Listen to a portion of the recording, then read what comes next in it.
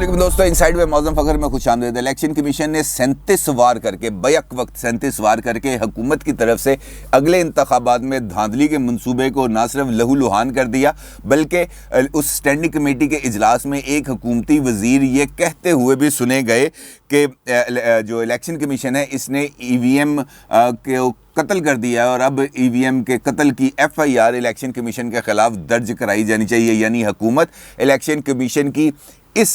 جو حرکت ہے، یعنی یہ جو ان کا ناپسندیدہ فعل ہے، حکومت کے نزدیک اس کو اب معاف کرنے کے لیے تیار نہیں۔ لیکن الیکشن کمیشن کی طرف سے پیش کیے گئے 37 نکات اس حد تک وزنی ہیں کہ 24 گھنٹے سے زائد کا وقت گزرنے کے باوجود کسی حکومتی وزیر کو، کسی حکومتی ترجمان کو میڈیا پر آ کر ان 37 نکات کی مخالفت کرنے کی ابھی تک جرت نہیں ہو سکی۔ البتہ یہ ضرور ہے کہ اس وقت سوشل میڈیا پر جو پی ٹی آئی کے مختلف ٹرینڈز چل رہے ہیں اس کے اندر الیکشن کمیشن کی ایسی کی تیسی پھیری جا رہی ہے اور وہ زبان استعمال کی جا رہی ہے جو آپ کو میں بتا نہیں سکتا، لیکن اگر آپ اسکرین پر دیکھیں گے تو آپ کو وہ ٹرینڈ اس کے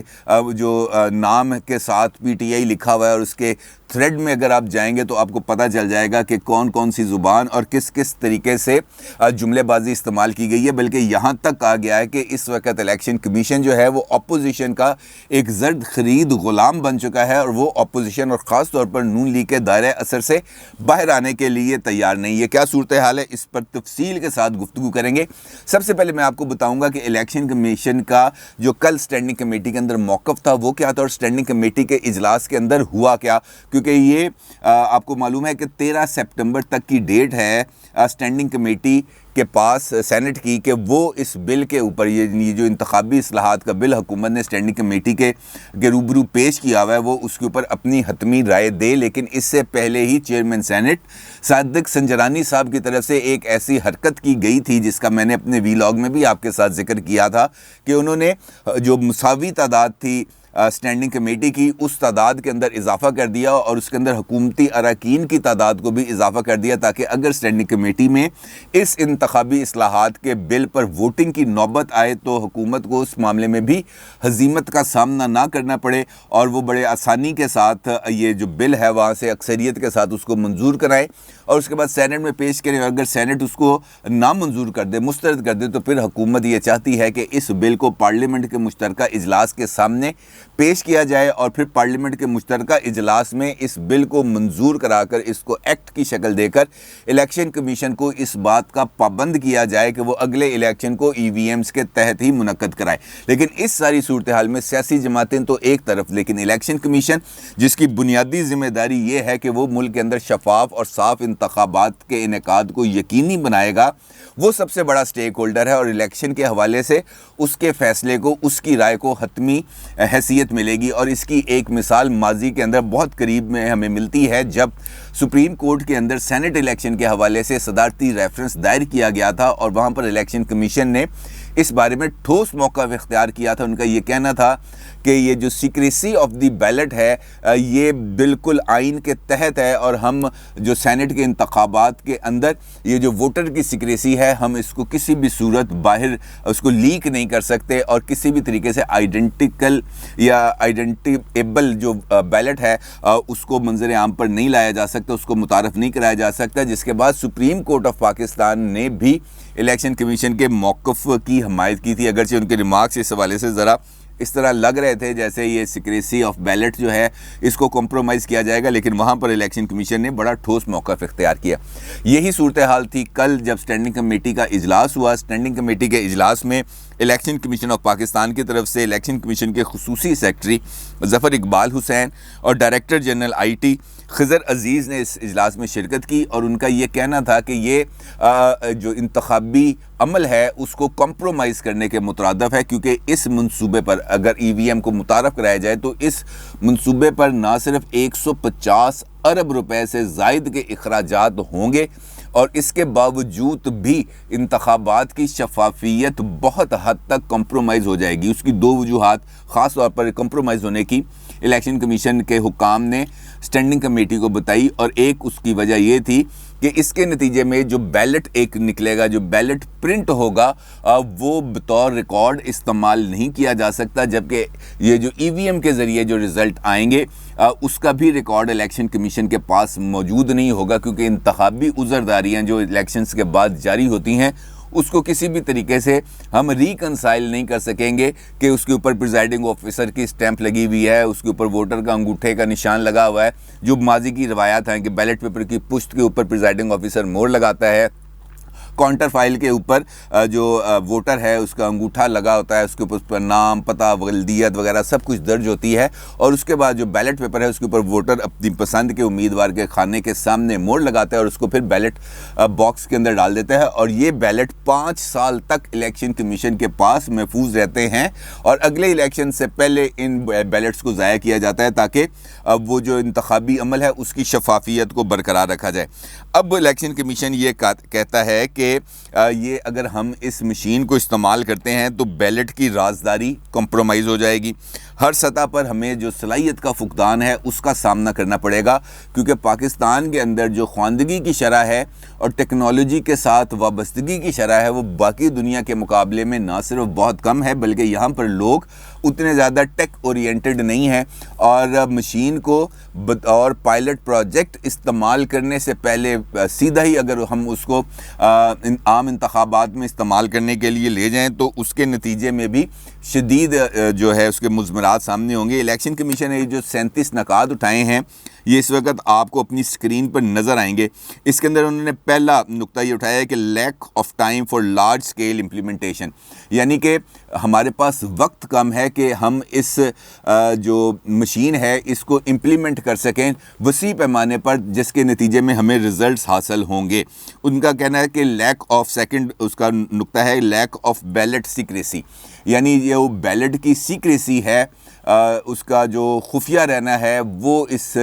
نئے نظام کے تحت اس کو رکھنا ممکن نہیں ہو جائے گا۔ تیسرا نقطہ یہ ہے کہ لیک آف ووٹرز انانیمٹی ہے، یعنی ووٹر کی شناخت کو رکھنا ممکن نہیں، کیونکہ اس مشین کے اندر آپ کو اپنا جو آئی ڈی کارڈ ہے وہ ڈالنا پڑتا ہے، اور اس کے ساتھ جو کیو آر اسکینر وہ لگا ہوتا ہے، جب آپ اس کو اسکین کریں گے تو آپ کو پورا ووٹر ہسٹری نظر آ جائے گا، لہٰذا جو ووٹر نے جس نمبر کو یا جس نشان کو پریس کیا ہوا ہے وہ سامنے آ جائے گا، اس کو چھپایا نہیں جا سکتا۔ اس کے بعد یہ ہے کہ اس مشین کو پورے ملک میں لے کے جانا، اس کی ٹرانسپورٹیشن وہ بہت جو ہے مشکل کام ہے، اور اس کو ایک ہی دن کے اندر پوری مشینوں کو پورے ملک کے اندر پھیلایا نہیں جا سکتا۔ اور دوسری بات یہ کی ہے انہوں نے، پانچویں بات، کہ اس سارے عمل کی شفافیت پر سوال ہے، کیونکہ اس کے اندر ایک بلیک باکس لگا ہوا ہے جس کے اندر تمام ڈیٹے نے فیڈ ہونا ہے، محفوظ ہونا ہے، اور اس بلیک باکس کے بعد وہاں اس ڈیٹے کو کس طریقے سے یوز کیا جائے گا کسی کو نہیں پتہ۔ الیکشن کمیشن یہ بھی کہتا ہے کہ ہمیں اس بات کا بھی نہیں پتہ کہ یہ جو مشینیں ہیں یہ انتخابی عمل سے پہلے اور انتخابی عمل کے بعد کس کے کنٹرول میں رہیں گی، ان کو کہاں پہ رکھا جائے گا، کیونکہ اس کے لیے ایک خاص انوائرمنٹ اور ایک خاص درجہ حرارت کی ضرورت ہے، اور پاکستان میں اس قسم کے ویئر ہاؤسز موجود نہیں ہیں جہاں پر ان ای وی ایمز کو رکھا جائے۔ ان کا کنٹرول کس کے پاس ہوگا، اس میں انتخابات سے پہلے، انتخابات کے بعد کس طریقے سے دھاندلی کی جا سکے گی، اس کے سافٹ ویئر کو کمپرومائز کیا جا سکتا ہے، اس کے سافٹ ویئر کے ساتھ چھیڑ چھاڑ کی جا سکتی ہے، اس کے سافٹ ویئر پر اس کو بگ کیا جا سکتا ہے۔ یہ تمام چیزیں الیکشن کمیشن نے اپنی اس جو رپورٹ ہے جو انہوں نے سینٹ کی اسٹینڈنگ کمیٹی میں پیش کی ہے وہ بھی اس میں شامل ہے۔ اس کے اندر ایک اہم ترین نقطہ ہے جو الیکشن کمیشن نے بتایا کہ اگر اس یہ جو ای وی ایم ہے اس کے اندر جہاں پر آپ نے انتخابی نشان کو پریس کرنا ہے، اگر اس کے کسی بھی ایک جگہ پر، مثال کے طور پر اگر آپ نے بلے کے نشان والی جو جگہ ہے وہاں پر اگر آپ نے ایلفی لگا دی، کسی بھی ایک نقطے پر بلے کے نشان کے اوپر ایلفی لگا دی، تو ووٹر چاہے باقی 37 نشانوں کو پریس کرتا رہے، جو ووٹ ہے وہ کاسٹ ہوگا بلے کے نشان پر، اس کے علاوہ کسی اور کی طرف نہیں جائے گا۔ ابھی بلے کا نشان میں نے بالفرض کہا ہے، اس کا مطلب یہ نہیں کہ بلے والے یقینی طور پہ ایسا کریں گے، لیکن چونکہ اس وقت حکومت میں ہے لہٰذا ان کی بات کو زیادہ آسانی سے ہم لوگ سمجھ سکتے ہیں۔ اور انہوں نے کہا کہ جو سافٹ ویئر ہے اس کو آلٹر کیا جا سکتا ہے۔ اور تیسری بات جو سب سے امپورٹنٹ بات ایک اور جو الیکشن کمیشن نے کی انہوں نے کہا کہ یہ جو نادرا کا رول اس کے اندر جو ڈیفائن کیا جا رہا ہے انتخابی اصلاحات کے بل میں، وہ سب سے خطرناک بات ہے، کیونکہ الیکشن کرانا، الیکشن کے عمل کی نگرانی کرنا، ووٹر لسٹوں کو مرتب کرنا، ووٹر لسٹوں کے اندر ووٹ کو شامل کرنا اور ووٹ کو خارج کرنا، یہ الیکشن کمیشن کا استحقاق ہے۔ لیکن اگر ہم نے اس کو کمپرومائز کیا تو پھر الیکشن کمیشن کے ایک ٹوتھ لیس الیکشن کمیشن بن جائے گا۔ اور ایک نقطہ الیکشن کمیشن کا یہ تھا کہ 2 سال کا آئینی مدت ابھی رہتی ہے حکومت کی، اور اس 2 سال کے عرصے کے دوران یہ جو الیکشن کا منعقد کرانے والا جو عملہ ہے، اس کی جو ٹریننگ ہے وہی ممکن نہیں ہو سکتی اس 2 سال کے عرصے کے دوران۔ اور یہ جو ای وی ایمز ہیں، اس کا کنٹرول، اس کا بنانے کا جو پروسیجر ہے، اس کو جو 5 سے 7 لاکھ ہمیں ای وی ایم مشینز چاہیے، وہ بھی فوری طور پر نہیں بن سکتی، اور اگر بنتی ہیں تو یہ 150 ارب روپے کا قوم کو ٹیکہ لگے گا۔ ڈیٹا جو ہے اس کے اندر جو فیڈ کیا جائے گا، اس کی انٹیگریشن، اس کی کنفیگریشن کے اندر ایشوز آ سکتے ہیں، اور جس کے نتیجے میں جو لوگوں کا اعتماد ہے انتخابی عمل پر، وہ بھی کمپرومائز ہو جائے گا۔ ان کا یہ کہنا تھا کہ یہ جو سول سوسائٹی ہے، این جی اوز ہیں اور میڈیا ہے، یہ اس کو شدید اعتراضات ہو سکتے ہیں اس نئے نظام کے تحت انتخابات کرانے پر۔ اب جب الیکشن کمیشن اپنی یہ تمام تر تفصیلات جس وقت آپ کی سکرین پر ہیں یہ شیئر کر رہا تھا، تو وہاں پر مختلف جو حکومتی عہدیدار ہیں وہ بھی موجود تھے۔ ایک وفاقی وزیر بھی موجود تھے، ان کا نام ہے علی محمد خان، جو پارلیمانی امور کے وزیر مملکت ہیں۔ انہوں نے یہ جو ای سی پی کی دستاویز ہے، یعنی الیکشن کمیشن آف پاکستان کی یہ جو 37 وار کیے ہیں جو حکومتی منصوبے پر انہوں نے، تو اس پر وفاقی وزیر صاحب کا یہ کہنا تھا کہ ای وی ایم کے خلاف قتل کی ایف آئی آر ہے یہ جو الیکشن کمیشن کے یہ جو اعتراضات ہیں۔ یعنی حکومت یہ سمجھتی ہے کہ یہ چونکہ پارلیمانی امور کے وزیر بھی ہیں اور وزیر یقینی طور پر حکومتی نمائندہ ہے، اور اگر اس کی بات پر ہم غور کریں تو یہ بات سامنے آتی ہے کہ حکومتی نمائندوں کو الیکشن کمیشن کی طرف سے یہ جو گزارشات ہیں یہ بہت زیادہ ناگوار گزری ہیں، اور ان کا یہ کہنا ہے کہ یہ قتل کر دیا الیکشن کمیشن نے اس پورے منصوبے کو، اور اس کی ایف آئی آر کٹنی چاہیے۔ یعنی الیکشن کمیشن کو نہ صرف ٹارگٹ کیا جائے گا اب، اور اس ٹارگٹ کے کرنے کے نتیجے میں ان کی جو انڈیپینڈنس ہے اس کو کمپرومائز کرنے کی کوشش کی جائے گی۔ اور یہی وہ وجہ ہے جو میں نے آپ سے گزارش کی تھی کہ مختلف تھریڈز کو اگر آپ اس حوالے سے فالو کریں تو آپ کو پتہ چل جائے گا کہ کس قسم کا لب و لہجہ اس وقت الیکشن کمیشن آف پاکستان کے خلاف استعمال کیا جا رہا ہے۔ جرم کیا ہے الیکشن کمیشن کا؟ صرف 2 جرم ہے الیکشن کمیشن کے۔ ایک، الیکشن کمیشن یہ چاہتا ہے کہ ملک کے اندر صاف اور شفاف انتخابات کرائے جائیں۔ دوسرا، وہ یہ چاہتا ہے کہ اگر آپ نے ٹیکنالوجی کو متعارف کرانا ہی ہے تو اس کو ایرر فری ہونا چاہیے۔ اور اس رپورٹ کے اندر الیکشن کمیشن نے اس بات کی بھی نشاندہی کی کہ بہت سے ممالک ایسے ہیں جنہوں نے نہ صرف یہ ای وی ایمز کا استعمال کیا، لیکن جب انہوں نے یہ دیکھا کہ یہ ای وی ایمز اب کسی کام کی نہیں ہیں یا اس قابل بھروسہ نہیں ہیں، تو ان ممالک نے ان ای وی ایمز کے استعمال کو روک دیا، جس میں ہالینڈ اور جرمنی جیسے ترقی یافتہ اور ٹیکنالوجی سے لیس ممالک بھی شامل ہیں۔ لہٰذا جو الیکشن کمیشن ہے